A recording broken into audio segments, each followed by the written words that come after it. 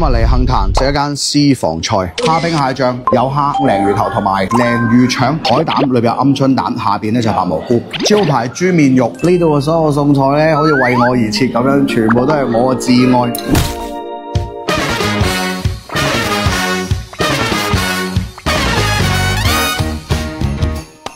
哇！呢個係啲自建房嚟嘅喎，但係好似個園林咁咯。特色蝦冰蟹醬、香煎鯪魚腩，我哋坐喺人哋間屋企裏邊喺度。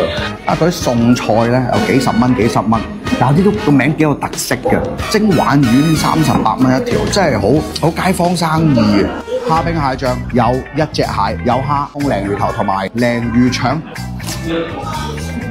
原來個魚掌下邊係有墊住啲芋頭㗎，不過我覺得豉味未夠濃，豉味再濃啲就可以劈咗少少腥味，有咗少少腥嘅。仰望星空，鯪魚頭都係嗰樣嘢，調味未夠濃，豉味仲可以重啲，因為仲有少少腥味喺度。咁啊有蝦幫你開埋邊，創意好好睇。不過鯪魚腸有啲腥。跟住到呢一口咧，都係呢個餐廳我認為非常靚嘅一道菜。咁啊上邊有啲黃色嗰啲咩就係海膽嚟嘅，裏邊有鵪鶉蛋，下邊咧就係白蘑菇。其實碟底咧總之有少薄薄嘅水蛋喺度嘅，咁就係咁豉油葱咁去蒸。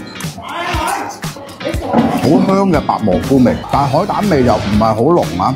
但係咁樣食咧有啲西式，但係幾過癮啦。中間鵪鶉蛋又幾香，百吃不厭嗰種感覺啦，會係釀豆角，全部都係鯪魚滑，煎得好香呢個。佢回翻少少豉油，甜甜地，佢又放咗酒喺裏邊。好啦，跟住就到呢個酸嘢啦，酸蘿蔔同埋炸嘅豬大腸都幾薄下喎，幾薄心。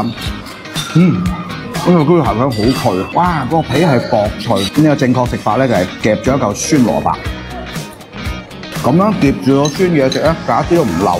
呢個菜可以越食仲想食，我覺得唔使點醬，佢嗰個酸味幾好，又唔會有嗰種白醋嗰種甩啊咁，佢個甜度又掌握得好可口啊！招牌豬面肉，個個都係咁上喎，個咁多豬頭骨嘅咩？嗱，有啲位係肥啲嘅，有一位咧就係啲瘦肉咁嘅，齋咁食。呢個係軟骨位，幾香，睇落去白晒，但係本身我覺得有少少白滷水，輕輕滷過，就裏邊啲味就係鹹香。咁最緊要係豬面肉食落去，我唔覺得太過肥膩，同埋佢冇豬氣。